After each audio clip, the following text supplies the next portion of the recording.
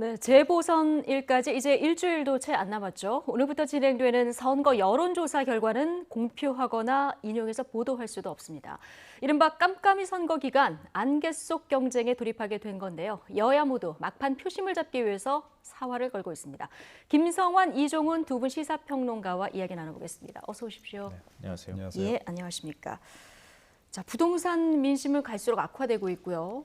여당의 태도가 좀 180도 달라졌습니다.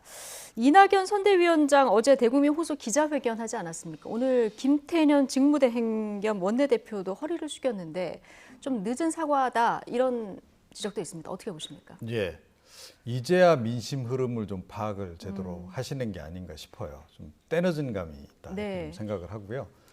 그러니까 지금 국민들이 왜 지금 분노해 있는가 이 부분을 좀 정확하게 좀 파악을 했어야 한다 미리. 그런데 그 부분에 대한 좀 감수성이 좀 많이 떨어졌던 게 아닌가 이렇게 좀 생각을 하고요. 그리고 계속 지금 뭐 서울시장 선거전 같은 경우에도 네거티브전 위주로 지금 끌고 가고 있단 말입니다. 그런데 그건 반드시 이제 후폭풍이라는 게 이제 뒤따르기 마련인 거죠. 그런데다가 지금 무엇이 중요하냐 하는 거죠. 그러니까 국민들이 무엇을 더 중시해서 보느냐. 그러니까 네거티브 공세의 대상이 되고 있는 그 사안보다 전체적으로 지금 부동산 가격이 너무 지금 급등해서 예. 벼락거지가 된 그거에 대한 그 참담함, 분노 이런 게 지금 들끓고 있는 그런 상황인데 그런데 지금 엉뚱한 공세를 지금 펼쳐온 그런 측면이 있었던 게 아닌가 그렇게 생각을 합니다. 예, 일단. 이제야 민심을 파악하고 있다. 자, 이렇게 평을 해주셨는데 거듭되는 악재에 이렇게 당 지도부 연일 반성문을 쓰고 있는 상황입니다. 오늘 아침 김태년 대표 대행은 결자 해제 기회를 달라 이렇게 호소했고요. 국민의힘은 정치에서 후회는 끝을 의미하는 거라면서 비판의 목소리를 높였습니다. 이 목소리 같이 듣고 오시겠습니다. LH 사태를 계기로 불공정과 불평등을 심화시키는 생활 적폐의 구조적 뿌리에는 개혁이 접근하지 못했다는 것을 뼈저리게 알게 되었습니다. 집값 폭등과 부동산 불패 신화 앞에 개혁은 무기력했습니다. 또한 청년 세대의 마음도 제대로 헤아리지 못했습니다. 내노남불 자세도 혁파하겠습니다. 더불어민주당은 개혁의 설계자로서 스스로에게 더 엄격하고 단호해지도록 윤리와 행동 강령의 기준을 높이겠습니다. 그저께 여당의 선거대책위원장께서 부동산 정책이 여당이 실패하고 자인을 하고 후회하는 듯한 모습을 보였습니다만은 정치에서 후회라는 것은 끝을 의미한다는 것을 저는 말씀드리고 있습니다. 선거를 앞두고 그저 체면치로 이러한 실패를 자인하는 이러한 행위가 도저히 일반 국민이 납득할 수 있으리라고 생각하지 않습니다. 예. 자, 김태년 직무대행 내로남불 혁파하겠다. 그리고 결자 해제 기회를 달라 오늘 이렇게 호소를 했습니다. 근데 김종인 비대위원장 정치에서 후회는 끝을 의미한다. 이런 얘기를 했거든요. 특히 선거 앞두고 이거 체면치레 아니냐 이렇게 비판하고 있는데 어떻게 보십니까? 참 이게 역사는 돌고 도는가 뭐 이런 생각을 하게 되는데요. 뭐 탄핵 사태 이후로 국민의힘이 똑같은 처지에 몰리지 않았습니까? 예. 그리고 선거 때마다 큰절하고 살려주십시오 이렇게 했었던 게 엊그제 같은데 지금 민주당이 그런 모습을 보이고 있구나 이런 생각을 하게 되는데요. 뭐 선거는 끝이 될 수 있죠. 뭐 예를 들면 4.7 재보궐선거 얼마 앞둔 상황이기 예. 때문에 4.7 재보궐선거만 기준으로 얘기한다면 그럴 수 있다고 보는데요. 그러니까 그 앞으로 대선도 있을 거고 또 다른 선거가 있을 수 있잖아요. 예. 그러니까 나 몸을 낮춘다고 하면 끝까지 그 자세를 유지해라. 사과할 거면 진짜 진정성 있게 사과해라. 그래야 이번 선거만 뭐 패배하는 것에서 끝나지 않고 다음 선거 승리나 재기를 도모할 수 있다 이렇게 생각하고요. 예. 과거 뭐 국민의힘에서 계속 선거에서 연전 연패했었던 이유는 사과하는 척하다가 그 다음에 다시 또 오만하게 돌아섰기 때문이었다고 생각하거든요.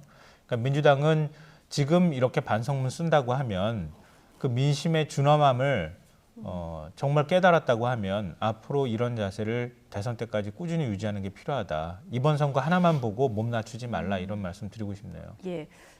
이번 재보궐선거가 끝이 아니니까요. 1년 전 사실 총선 민심하고 지금의 민심을 보면 민심이 얼마나 이렇게 민감하게 반응을 하는지 우리가 알 수 있는데 그래서 진정성이 중요하다 이런 얘기 해주셨습니다. 오늘 아침에 김태년 원내대표가 다시 또 이렇게 성명까지 발표한 이유, 바로 이것 때문이 아닐까 싶습니다. 전월세 상한 5% 법을 대표 발의한 박주민 의원, 법 통과 전에 임대료를 9%가량 올려서 논란인데요. 지난해 법 통과 직전 박주민 의원의 발언 먼저 듣고 오시겠습니다. 주민법 관련된 기사를 보니까요, 크게 두 가지 점을 우려하고 있더라고요.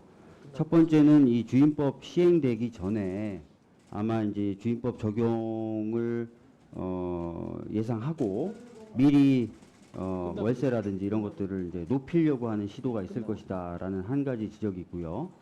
두 번째는 이제 2+2의 기간이 끝났을 때 새로 이제 그러면은 신규 계약을 할 수 있지 않습니까? 그때 아마 또 올리려고 할 것이다. 예, 김상조 전 정책실장에 의해서 이번에 박주민 의원이 논란이 된 건데, 자, 박주민 의원, 이 5% 상한 이 법을 이제 대표 발의를 했고요. 이게 통과된 게 7월 31일인데 계약을 이렇게 올려서 한 날이 7월 3일입니다. 자, 어떻게 보십니까? 그러니까 납득이 안 가죠. 예. 그러니까 도대체 얼마나 올려 받으셨고 또 얼마나 이득이 있길래 이러셨는지 좀 납득이 안 갑니다, 사실. 근데 실제 내용으로 들어가면 네. 또 달리 해석할 부분이 있습니다만. 예. 예. 그러니까 어찌 됐건 본인이 지금 이 법안을 지금 발의를 한 예. 사람이잖아요. 그러면 설령 이제 그 올릴 수 있는 그런 환경이 됐다 하더라도 자제를 했어야 될 시점 예. 아닌가요? 그때라고 본다면. 그런데 뭐 결국 올리고 말은 것이고, 이건 보기에 따라서는 임대차 3법 통과되고 나면 앞으로 더 올리기가 힘드니 예. 미리 땡겨서 뭐 올린 것처럼 이렇게 또 느껴질 수도 있는 그런 그 상황이라는 거죠. 예. 자, 이제 그래서 이제 비난을 좀 받고 있는 거고, 이건 좀 비난을 피하기가 좀 어렵다. 그렇게 생각을 합니다. 예. 그러니까 기존 계약이 보증금 3억에 월세 100만 원, 그리고 신규 계약이 보증금을 1억으로 내리고 월세 185만 원. 이렇게 따져보면 9%가 조금 넘는 인상분인데요. 박주민 의원은 시세보다 한 20만 원 정도 낮게 책정했다, 이렇게 해명을 하긴 했습니다. 근데 뭐 내용보다도 박주민 의원이 이제 대표 발의자였다는 부분, 이 지점이 이제 국민들이 의아해하는 이런 부분 아니겠습니까? 금태섭 전 의원이 바로 동문서답하고 있다, 이런 비판을 내놨는데요. 김성환 평론가는 어떻게 보십니까? 참 씁쓸하기도 하고 안타깝기도 하고 그렇습니다. 김상조 전 청와대 정책실장 얘기가 나오는 상황이고, 선거를 앞둔 상황에서 계속 이런 문제가 터져 나올 때 과연 방어할 논리가 있는지 잘 모르겠어요. 그리고 국민들이 왜 이렇게 싸늘하게 여론이 돌아섰는지, 민주당이 집권 이후에 너무 나태해지고 게을러지고 오만해졌던 거 아니냐라고 하는 비판에서 자유로울 수 없다고 생각하고요. 예. 많은 사람들이 뭐 비슷한 처지를 어떻게 비교해야 될지 모르겠지만, 자신이 어떤 얘기를 할 때 최소한 그걸 지키려고 노력하거든요. 근데 자신이 발의한 법안이 국회에서 논의 중인 상황에서 임대차 보호법상 제한 5%를 넘기는 임대료를 인상하는 것은 자제했어야 마땅하다고 생각하고요. 근데 그렇지 못한 모습들이 계속 나오고 있기 때문에 예. 뭐 오늘 뭐 신문의 일면 제목이 진보의 위선이더라고요. 현 정부 인사들이 정말 뼈아프게 받아들여야 할 부분이라고 생각합니다. 이런 태도를 바꾸지 못하면 앞으로 민심 다시 돌아서지 않을 거라고 생각해요. 그러니까 이번 기회에 자신의 말과 자신의 삶을 어떻게 일치시켜야 하는지, 진보를 얘기하고 예. 민주를 얘기했던 사람들이 어떻게 자신의 삶을 되돌아봐야 하는지 좀 뼈아프게 자성했으면 좋겠습니다. 예. 그러니까 과거에 했던 발언들이 다시 발목을 잡는 경우들이 있는데, 조금 전에 저희가 들려드렸던 발언이 지난해 7월 29일 법사위에서 한 발언인데, 이 인상 시점은 또 7월 3일이란 말이죠. 근데 이미 올려놓고 지금 주택 임대차 보호법 적용을 예상하고 미리 월세를 높이려고 하는 시도가 있을 것이다, 이런 발언을 한 부분, 이런 발언을 한 부분들이 더 이제 공분을 사고 있는 것 같습니다. 그렇죠. 예. 예. 그리고 법을 잘 아는 분이잖아요. 예. 누구보다도. 예. 그러니까 이 법이 어떻게 좀 통과가 될 거고 다 예상할 수 있었던 상황인 거고.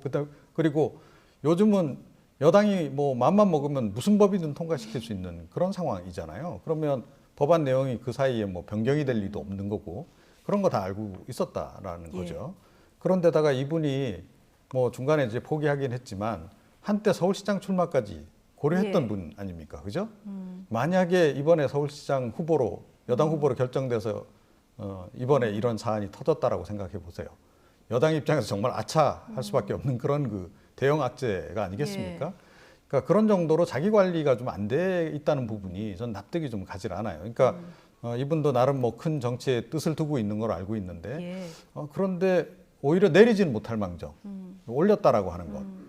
그러니까 저는 5% 선에 맞춰서 올렸다 하더라도 뭐 이거는 좀 사실은 피했어야 될 일이라고 저는 보거든요. 그런데 하여튼 이런 일이 불거진 거 참 안타깝네요. 여권 인사들은 혹시 그런 생각할지 모르겠어요. 좀 억울하다고 생각할 수도 예. 있을 거예요. 뭐 아마 그런 얘기를 뒤에서 하고 있는지도 모르겠습니다. 근데 이전 뭐 이명박 박근혜 정부 시절에 비해서 현 정부가 공정과 정의의 가치를 그나마 상대적으로 더 낮게 구현했다고 네. 주장할지도 모르겠고요. 그럴 수는 있겠으나 이른바 촛불혁명을 거치는 과정이 있었잖아요. 예. 국민의 주권의식이 굉장히 높아져 있고 정치 효능감이 굉장히 높아져 있는 상황입니다. 그러니까 국민이 내가 주체가 돼서 내 목소리를 적극적으로 내고 있어요.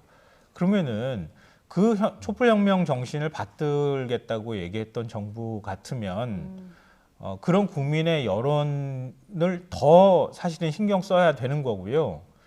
그게 또 책임인 거예요. 예. 그런데 상대적으로 자꾸 비교를 하려고 든다는 거예요. 그러니까 그래도 우린 낫잖아. 자꾸 이렇게 얘기한다는 거죠. 예. 근데 국민들은 오히려 우리가 주인이 돼서 더 바꾸고 싶어 하고 더 달라지고 싶어 하는데 그 기대치를 지금 충족시켜주지 못하고 있는 상황이잖아요. 그런 부분에 대한 자기 성찰이 좀 필요하다고 보고요. 비록 상대적으로 낫다 하더라도 국민들 눈에서 바라볼 때는 똑같은 사람으로 예. 비춰지고 있다. 그러니까 왜 지금 똑같은 사람으로 비춰지고 있는가에 대해서 민주당에서 고민해야 될 때가 아닐까 생각합니다. 예.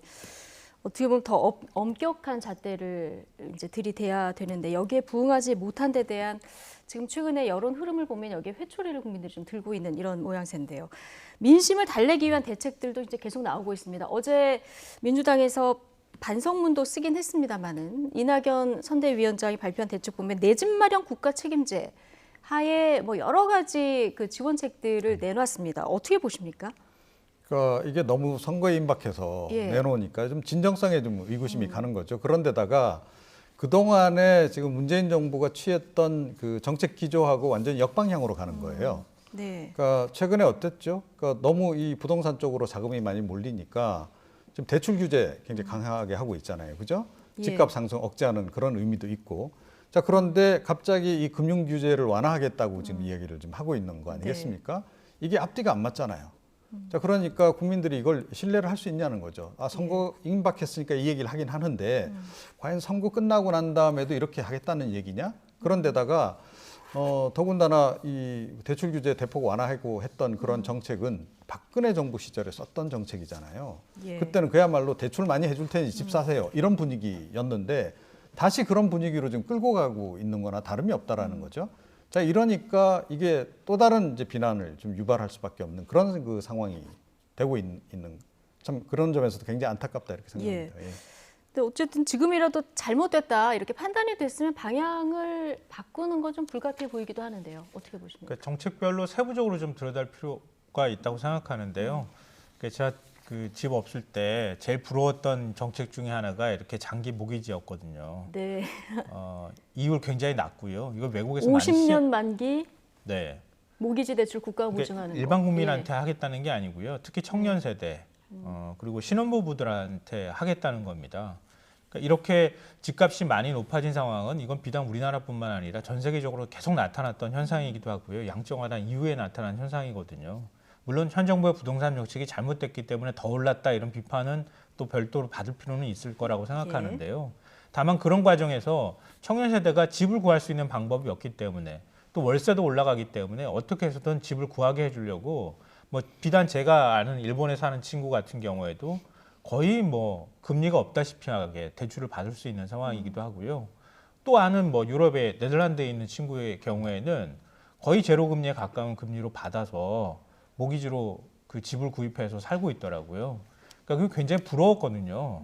그러니까 이런 정책들을 그러니까 왜 선거 앞두고 꺼냈느냐 이런 비판에서는 전 자유롭지 못하다고 생각하거든요. 진작했어야죠. 한다 그러면. 진작했어야 된다. 네. 예. 그렇게 하면 청년 세대가 지금 돌아서지 않지 않았겠습니까? 그러니까 꼭 선거 앞두고 난 다음에 다급하면 이런 정책들 꺼내기 때문에 진정성을 의심받는 거라고 생각하고요. 정책의 본질적인 측면에서는 좀 세부적으로 다듬기만 하면 좀 청년 세대들한테 집을 구입할 수 있는 예. 물론 집값을 좀 안정화시켜야 한다는 조건이 또 있기도 하고 뭐 무턱대고 20억짜리 집을 대출해 줄 수는 없는 거잖아요. 그러니까 적정하게 살만한 정도의 규모, 주거 안정성을 추구할 수 있는 정도의 대출을 국가가 보증해서 모기지로 주는 것은 저리로 주는 것은 전 필요한 정책이라고 생각합니다. 이 진정성이 있으려면 선거가 끝나고 나서 여기에 대해서 조금 다듬은 세부 정책들이 네. 나와야 된다. 이런 의견이신데 후보들도 지금 연일 부동산 대책들 내놓고 있습니다. 뭐 이번 선거 부동산 민심이 좌우한다 해도 뭐 과언이 아닌 이런 상황인데 하나씩 보면요. 박영선 후보는 20평 아파트 2억 원 반값 아파트 공약을 내놨습니다. 그리고 오세훈 시장은 어제 무소득 1주택자 재산세 면제 공약을 내놨는데 두 후보 현실성을 좀 한 사람씩 볼까요? 먼저 박영선 후보 공약 20억 2억 반값 아파트. 이거 현실성 어떻게 보십니까? 현실성이 매우 낮다. 매우 낮다고 보십니까? 예, 그렇게 생각합니다. 그러니까 이번에도 또 반값이에요. 무상 아니면 반값. 이제 민주당 쪽에서 뭐 선거 때 되면 주로 많이 활용하는 예. 그런 이제 선거 공약 관련한 화두라고 볼 수 있는데 이런 것들이 이제 과거에는 처음에는 국민들이 좀 그럴 수도 있겠다라는 생각을 했는데 이제는 별로 안 믿는다라는 거예요. 그런데다가 지금 시기잖아요. 그러니까 선거 앞두고 이건 뭐 그냥 일단은 던지고 보는 식의 네. 거의 투척성 공약이라고 하는 거 국민들도 다 압니다. 그러니까 지금 뭐 여야 모두 지금 마찬가지긴 해요. 그런데 최근 들어서는 보면 여당이 좀 심한 것 같아요. 예. 제가 보기에는 빌공짜 헛공약이 지금 너무 남발되고 있다. 네. 이렇게 생각을 합니다. 예. 근데 20평 아파트 2억 원에 박영선 후보는 이게 토지 임대부 방식으로 하면 가능하다 이런 얘기거든요. 네, 토지 임대부 분양은 계속 나왔던 얘기예요. 예. 정치권에서도 계속 언급이 되어 왔던 것이기도 하고요.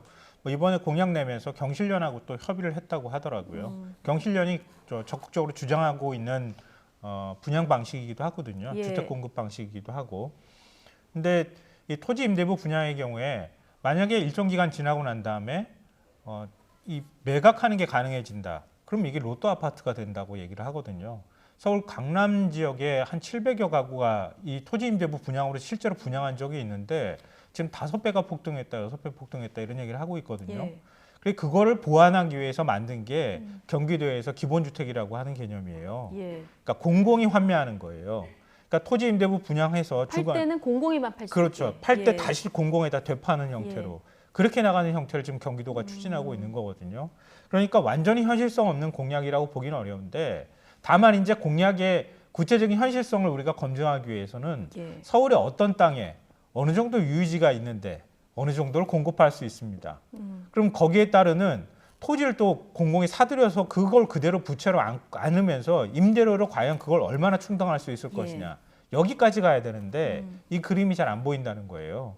그러니까 개념 자체가 잘못됐다기보다는 예. 그것이 정말 어느 정도 현실성 있게 만들 수 있는가에 대한 구체적인 실천 방안들이 같이 나오지 않았기 때문에 네. 좀 신뢰가 떨어지는 측면이 있다 이렇게 생각합니다. 공약으로는 큰 그림을 먼저 그려놓고 세부 대책은 이제 선거 이후에 이렇게 근데 마련된 그러다가 보면 예. 그리다가 보면 이거 안 되겠네. 그리고 이제 포기해버린 경우가 그럼 너무 길공자가 많아서 될 수도 그런. 있다. 예, 그러니까 예. 글쎄요, 뭐 이 보궐선거기 때문에 임기 1년 동안 이게 하기가 쉽지는 않을 것 같고요. 예. 앞으로 계속 해나가겠습니다. 또 네. 이걸 정말 해나갈 의지가 있다고 하면 정부가 그걸 안아서 계속 하겠습니다. 뭐 이렇게까지 연결해야 될 문제가 아닌가 예. 생각합니다.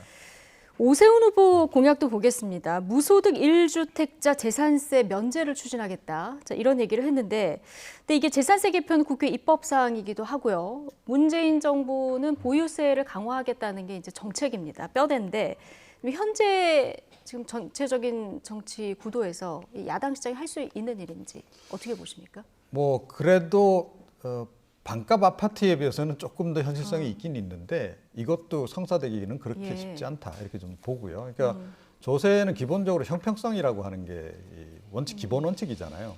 그게 좀 이제 문제가 되는 거고 그 다음에 뭐 그동안 잘 벌다가 굉장히 부자로 잘 살았는데 갑자기 지금 뭐 소득이 없어졌어요. 어떻게 줄 겁니까? 그 사람들도 혜택을 줄 겁니까? 예, 강남에 지금 그런 분들 많아요. 강남에 이제 대기업에 계시다 은퇴하셨는데 소득은 없어요. 집 많고.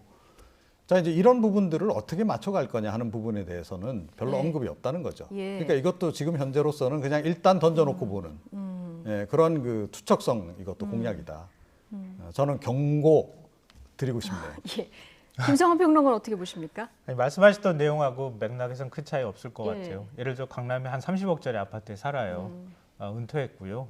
뭐 물론 자산은 갖고 있을 수 있습니다. 별도의 뭐 은행 예금도 있을 수 있는데 수입이 없다는 이유로 저 집 한 채밖에 없습니다. 흔히들 그렇게 또 많이 항변도 해요. 근데 그 집하고 예를 들어 강북이나 강서나 다른 지역에서 지금 한 10억도 안 되는 아파트 갖고 있는데 1주택자 된 사람하고 똑같이 그러면 세금 다 면제해 주는 예. 그 형평성에 맞는 겁니까? 좀 맞지 않다고 생각하고요. 물론 그 집을 팔고 나오십시오. 그럼 돈 없으면 팔면 되지 않습니까? 이런 논리로까지 연결하기에는 예. 좀 가혹한 측면도 있다고 생각하지만 그러니까 이런 방식으로 하는 건 바람직하지 않고 현재 종부세 부과하는 방식에도 이미 다 도입돼 있는 거예요. 그러니까 집을 그 장기간 보유하거나 아니면 소득이 없는 경우에 지금도 종부세 거의 한 7, 80%는 다 감면해 줍니다. 예. 그러니까 실제로 부담하는 금액은 뭐 강남에서 악소리 낸다고 얘기하지만 저는 집값에 비해서 예를 들어서 1년에 소득은 없지만 50만 원이나 100만 원 정도 낸다고 하는 걸 그걸 난 못 내겠습니다. 이건 너무합니다. 이렇게 얘기하는 건 지나친 자기들의 이기주의라고 생각합니다. 그러니까 지금도 하고 있는 정책을 그걸 또 굳이 세금 다 없애겠습니다. 얘기하는 것은 이거야말로 전형적으로 현실성도 없고 펴없겠다. 뭐 이런 생각이 듭니다. 그리고 뭐 지금 오세훈 후보가 한강 르네상스라고 또 얘기하는데 그것도 딱 강남벨트와 관련되어 있는 얘기예요. 층고 제한 해제하고 예. 과거 서울시장 시절에 내세웠던 공약이기도 한데 그렇게 만약에 한강변에 있는 아파트 지금 벌써 평당 1억 원이 훨씬 넘어가는 아파트들이 수두룩한데 그러면 층고 제한 다 풀어주고 압구정 현대 같은 거 막 위로 올리고 그러면 집값 더 올라가지 않겠습니까? 저는 이거야말로 본인 스스로가 시장 시절에도 하지 못했던 공약을 다시 내세우는 거라고 생각합니다. 예. 박영선 후보든 오세훈 후보든 누가 돼도 본인의 공약 이행하려면 정말 다듬어야 될 부분이 두 분 말씀 들어보니까 굉장히 많은 것 같고요. 자, 선거 기간 내내 지금 오세훈 후보의 내곡동 땅 관련 공방도 지금 계속되고 있습니다. 어제 관훈클럽 초청 토론회에서도 오 후보 관련 의혹 해명에 상당 시간을 할애해야 했는데요. 자, 16년 전의 일이다 보니까 기억이 없었다 이렇게 했지만 땅 측량 현장에 가지 않았다는 주장은 또 굽히지 않았습니다. 박영선 후보는 지난 토론에서 오세훈 후보의 얼굴 표정을 보고 측량 현장에 갔구나 이렇게 확신했다고 말해서 야당으로부터 또 관심법 비판도 받았습니다. 오늘 아침 같은 주장을 했는데요. 다 같이 듣고 오시겠습니다. 큰 처남은 분명히 갔습니다. 여러 사람 장인어른도 기억을 하세요. 그런데 큰 처남은 작은 처남이 간 걸 기억을 못합니다. 근데 작은 처남은 자기도 잠깐 갔다 왔다고 또 기억을 합니다. 이게 16년 전의 일이다 보니까 사람의 기억력이 저 역시도 뭐 전혀 안 갔죠. 제 기억이 없어요. 이런 모습을 제가 이렇게 지켜보면서 야, 이거 사람의 기억력은 믿을 게 못 되는구나. 표정에 나타나더라고요. 표정에 어떤 부분에서 거짓말을 하고 있는지 아닌지를 제가 느낄 수 있을 정도로 표정 변화가 있었습니다. 눈동자가 좀 흔들리던가요? 그런 눈동자가 흔들리는 건 아니고요. 그 오묘한 미소를 지으시더라고요. 네, 자, 두 분의 이야기 듣고 오셨는데요.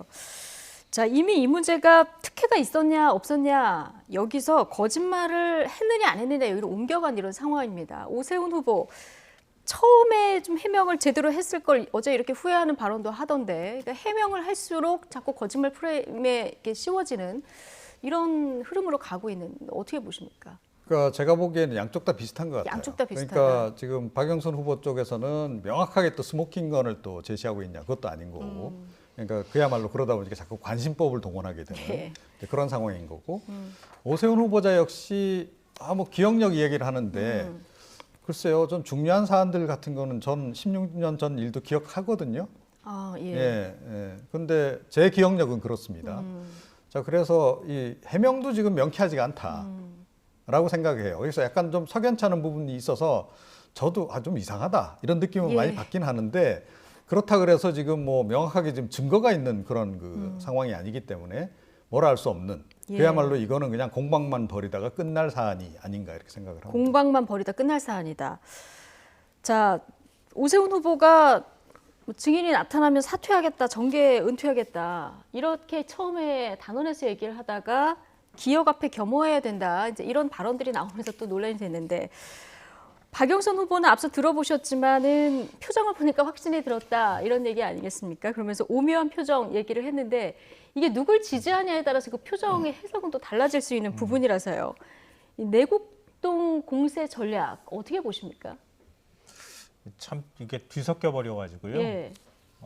가장 핵심은 사실은 거짓말을 했느냐 안 했느냐 여기로 몰려지는 것 같아요. 그러니까 70년대부터 갖고 있던 땅을 투기 목적으로 샀다고 말하기도 애매하고 그럼 그것하고 그 이해충돌과 관련되어 있는 문제 이렇게 크게는 두 가지 거짓말하고 이해충돌에 관한 문제가 있는 것 같은데요. 그러니까 오세훈 후보의 그 두루뭉술하게 그냥 예. 대충 넘어가려고 하는 태도가 오히려 더 사태를 저는 키웠다고 생각하거든요. 애초에 처음 나왔을 때 좀 더 분명하게 태도를 취했더라면 아마 이거 이렇게까지 네거티브가 진행되면서 좀 곤란한 지경에 몰리거나 이러지는 않았을 예. 거라고 봅니다. 이 기억 앞에 겸손해져야 한다 이렇게 얘기를 하잖아요. 그게 참 그 기억 앞에 겸손해져야 한다는 게 어떤 철학적 표현인지 또 열심히 또 분석도 하고 해석도 하더라고요. 근데 지금 이제 이 내곡동 땅이 2005년에 가가지고 측량했다고 하고요. 2008년까지 대부분 지금 나오는 증거라고 서로 이제 양당이 얘기하는 게 2008년까지예요. 그거는 기억 앞에 겸손해져야 한다고 얘기하면서 2009년도 용산 참사는 또 그렇게 잘 기억합니다. 그래서 그 당시에 이 용산 참사 3사 세입자들 그 사람들이 폭력적으로 저항했다 이렇게 얘기까지 예. 하고 있잖아요. 네. 그런 선택적 기억은 또 어디서 나오는 겁니까? 자신과 관련돼 있는 기억은 겸손해져야 하고 잘 기억이 안 난다 그러고 예. 남에 관련된 기억은 그렇게 잘하면 이게 앞뒤가 안 맞잖아요.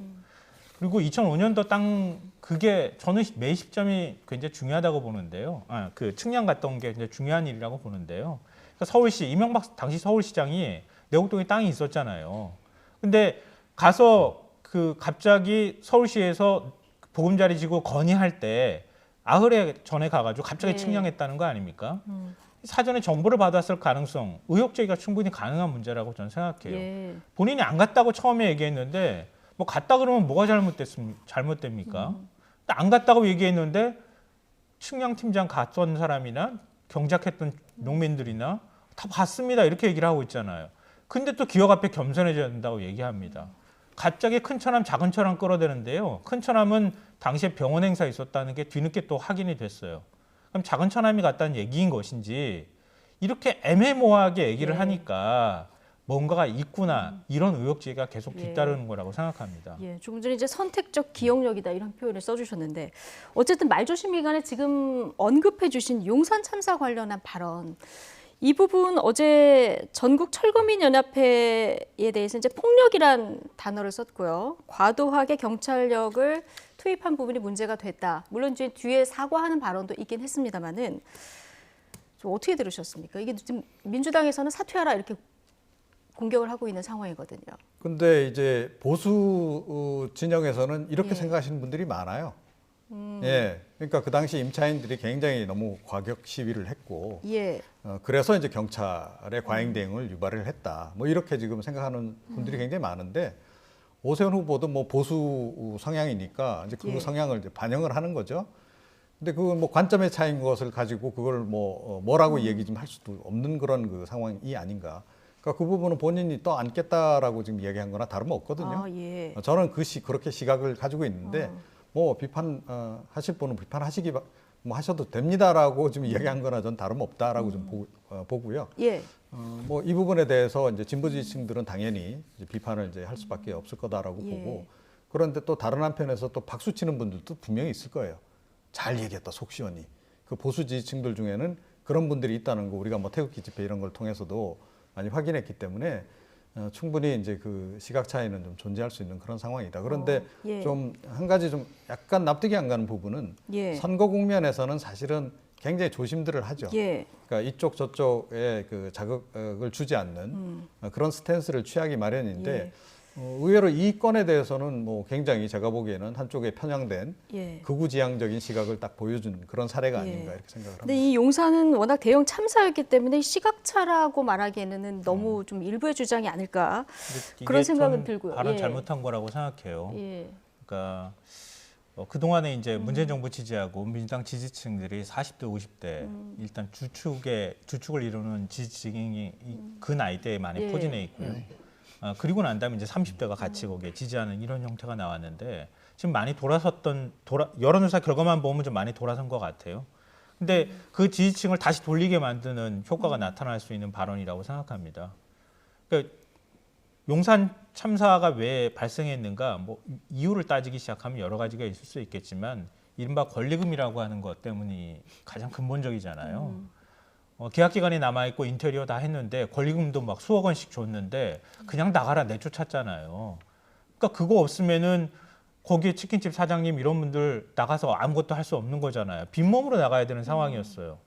근데 그거에 대한 대책 서울시가 같이 마련하고 수기하고 협의했습니까? 예. 당시 오세훈 시장이었잖아요. 근데 그런 노력하지 않았잖아요. 거기에 따르는 저항을 하다가 예. 경찰이 진압을 시도하고 거기에 저항하고 이러는 과정에서 발생했던 게 용산 참사였어요.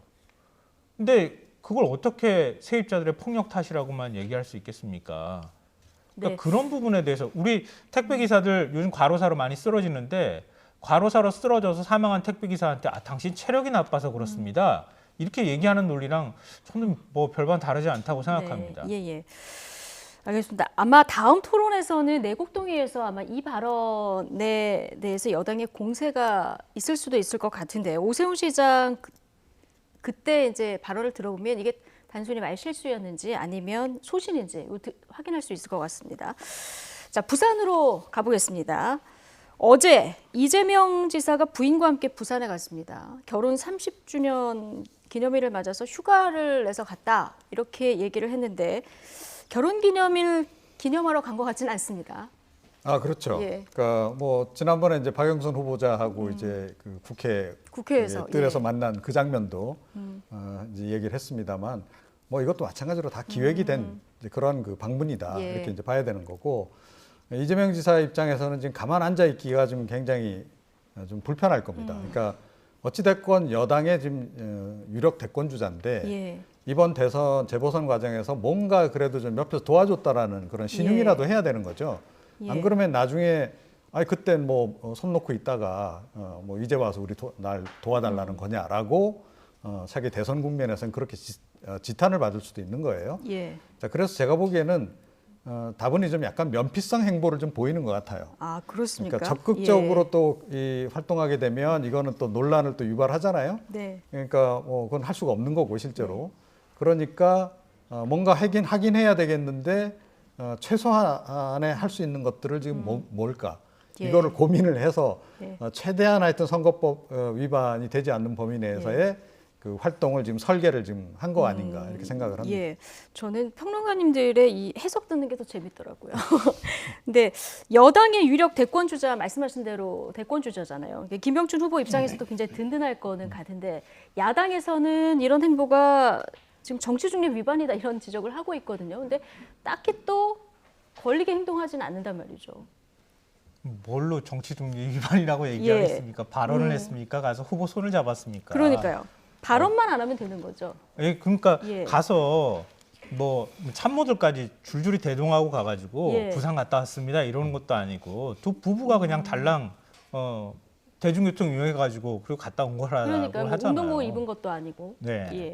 그러니까 그렇기 때문에 선거법 위반이다. 이건 뭐 일종의 견제성 발언이 공세가 아닐까 그렇게 생각이 되고요. 예. 앞서 이제 중요한 말씀을 해주셨어요.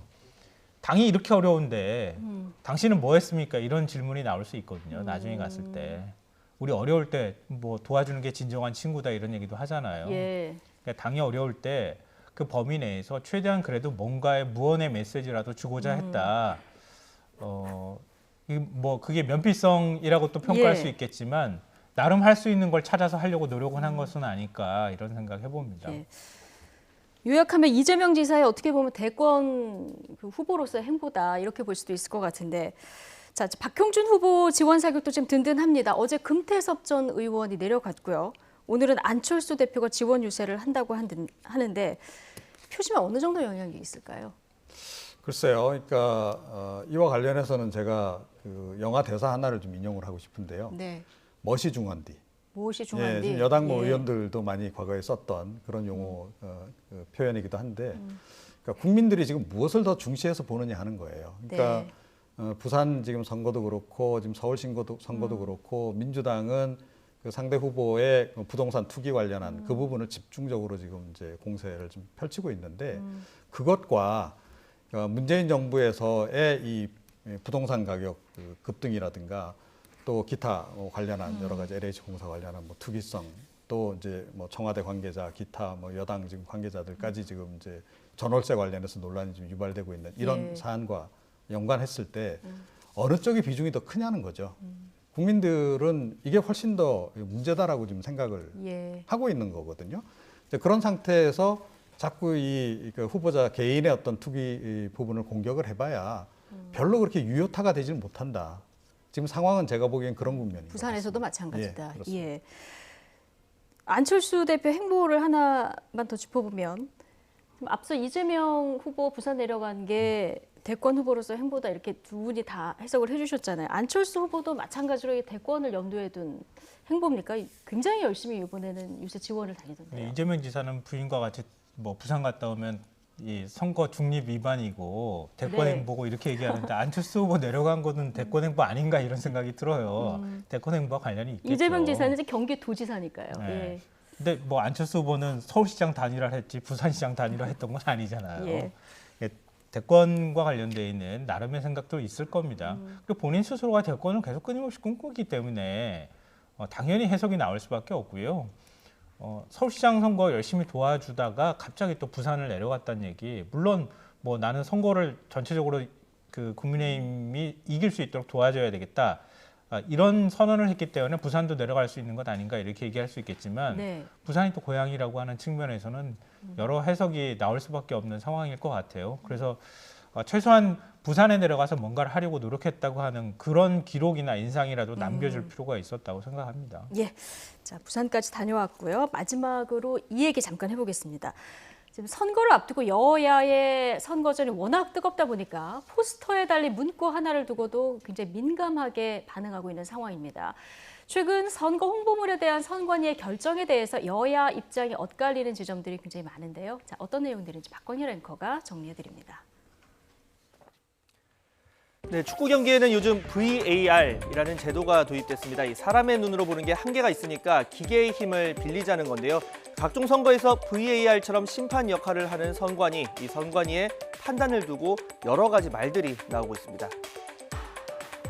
네, 서울시장 보궐선거 왜 하죠? 이게 여성단체가 중심이 된 한 시민단체가 만든 현수막입니다. 이 표어에 대해서 선관위는 불허 결정을 내렸습니다. 어떤 이유였을까요? 직접 들어보시죠. 보궐선거 왜 하죠? 그 부분에 대해서는 그 사실 뭐 특정 정당에 유불리한 그런 내용이 들어있다고 저희는 판단했습니다. 그래서 선거에 영향을 미치는 그런 현수막이다 이렇게 판단했습니다. 그게 저희가 그런 판단을 할 수밖에 없는 게 선거법 90조에 그런 조항이 있습니다. 그래서 국민들의 그 정치적 의사표현의 자유를 확대하기 위해서 그 90조나 93조는 이 선거법에서 좀 개정이 될 필요성이 있다는 것을 계속 말씀을 그쪽에 의견을 낸 것 같은데요. 네, 몇몇 예시를 가져와 봤는데요. 자, 이번엔 투표할 거야.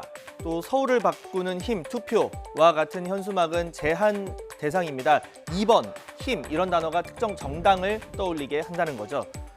자, 그런데 최근 서울 한 버스에 이 민주야 좋아해라는 광고가 붙었습니다. 이 넷플릭스의 광고였는데요. 좋아하는 사람의 이름이나 애칭, 사연을 신청하면 버스와 전광판에 붙이는 광고였다고 설명합니다. 실제 민주 말고도 41개 이름이 더 있었다고 하는데요. 이 선거를 앞두고 특정 정당의 이름 일부가 그대로 들어간 만큼 문제라는 지적이 나왔지만 업체가 스스로 철거하기 전까지 선관위의 해석은 나오지 않았습니다. 정식으로 선관위의 신고가 접수되지 않았다는 이유에서였습니다. 심지어 지자체가 논란을 불러일으킨 경우도 있습니다. 이 마포구가 주민 의견을 듣겠다며 만든 플랫폼 마포 1번가인데요. 여기에 적힌 숫자 1, 단순히 같은 숫자라서 문제라는 게 아니라 이 글씨체와 색깔 등을 보면 민주당의 상징색과 기호를 그대로 쓴 게 아니냐 이런 비판이 이어졌습니다. 이 선거법 위반은 아니지만 오해 소지가 있다는 선관위 권고에 따라서 구청 측은 숫자 1 부분만 오른쪽 보시는 것처럼 가렸다가 지금은 관련 시설물을 철거한 상황입니다. 네, 근본적인 해결책이 필요하다는 지적도 나옵니다. 이 선관위의 편파성 논란, 이번이 처음은 아니기 때문이죠. 지난 2010년 지방선거, 이 당시는 4대강이나 무상급식에 대한 찬반 집회나 현수막을 포함한 광고물 게시가 금지됐습니다. 선거에 영향을 줄 수 있다는 이유였는데요. 지금의 여당, 당시 야당은 크게 반발했습니다. 직접 들어보시죠. 명백한 이중잣대, 관권 개입, 선관위의 잘못된 행태에 대해서 비판하면서 당장 이런 행태를 중지해 줄 것을 분명하게 요구합니다. 네, 최소한 선관위 인사는 특정 정당에 속했던 사람을 제외할 수 있도록 법령 개정이 필요하다는 의견도 있습니다. 이 또한 어제 오늘의 일이 아닌데요.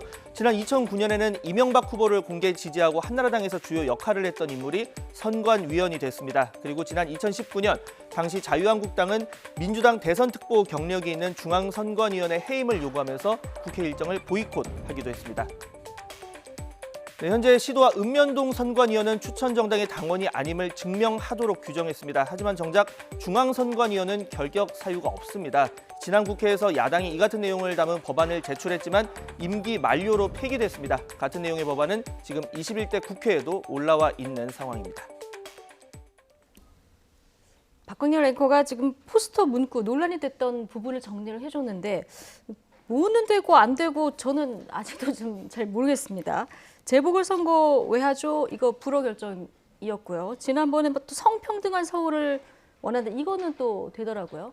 지금 보셨듯이 서울을 바꾸는 힘, 특정 정당 연상돼서 안 된다고 했고 봄이 오면 사전투표에 이건 또 민주당이 다시 봄이라는 슬로건을 내걸어서 이게 연상돼서 또 안 된다. 이게 큰 기준은 뭡니까? 전 너무 엄격하다고 기본적으로 생각하고요. 법은 마지막에 최종적으로 아주 명확한 부분만 규정해서 금지하도록 하는 게 기본적인 법 제정 취지잖아요. 법의 해석의 범위가 넓어지면 그걸 해석하는 사람의 편향성에 따라서 그냥 해석하는 사람의 자신의 뜻에 따라서 해석이 가능해지는 거잖아요. 최소한 그런 부분들을 좀 줄여야 된다고 생각해요. 그러니까 과거에도 뭐 4대강 문제나 이런 거에 있을 때 의견 표명할 때 의견 표명 자체도 못하게 만들었잖아요. 이런 것처럼 선거 얘기 들어가지도 않았는데 저 4대강 반대합니다. 이런 거 얘기해도 그 의견 표명 자체가 이미 선거에 개입했다고 해서 못한단 말이에요. 그러니까 그런 거는 뭐 앞서도 이제 그 영상에서도 나왔지만 좀 이제는 국민들의 선택의 폭을 넓혀줘도 되겠다. 좀 그런 범위들은 좀 가급적 줄여서 아주 명확한 거 아니면은 금지하지 않았으면 좋겠고요. 우리 여론조사 공표 금지 기간이잖아요. 지금 깜깜인데 이것도 사실 없애거나 아니면 최소한 하루 이틀 정도로 줄여야 된다고 얘기를 하고 있잖아요. 네, 그런 요구들이 많이 나오거든요. 그러니까 국민들이 좀 뭐라 그럴까요?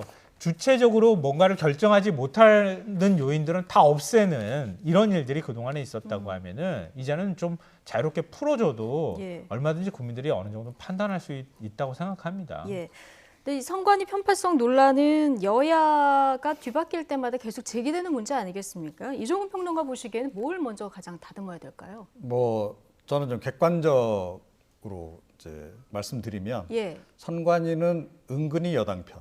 은근히 여당 편 늘 언제나 어느 그랬던 때나. 것 같아요. 뭐 그러니까 이번 정권에서도 역시 이제 별로 변함이 없는 것 같고, 그러니까 유권 해석이라고 하는 게 사실은 좀 애매한 부분이 있어요. 그래서 어려움이 있을 거다라는 거 좀 이해는 하는데요. 저는 그래서 이 선관위의 기조를 좀 이번 기회에 좀 바꿀 필요가 있다. 은근히 야당 편을 그냥 하시라. 그러면 이 공정성 논란이 없을 것이다. 오히려 그렇게 생각을 하고요. 그리고 우리 선거법을 보면 애매한 그런 조항들이 굉장히 많아요. 그러니까 그 미국 법하고 좀 다른 부분인데 좀 디테일하게 좀 세부적인 규정들을 좀 해야 되는 겁니다.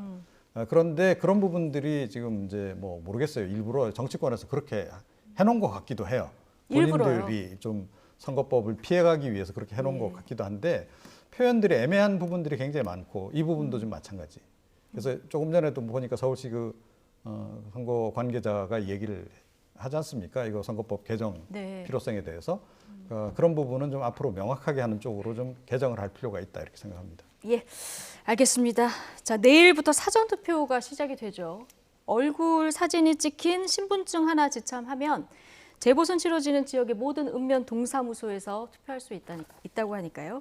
내일부터 사전투표일이라는 거 기억해 주시기 바랍니다. 자, 오늘 김성환, 이종훈 두 분 시사평론가와 함께했습니다. 고맙습니다.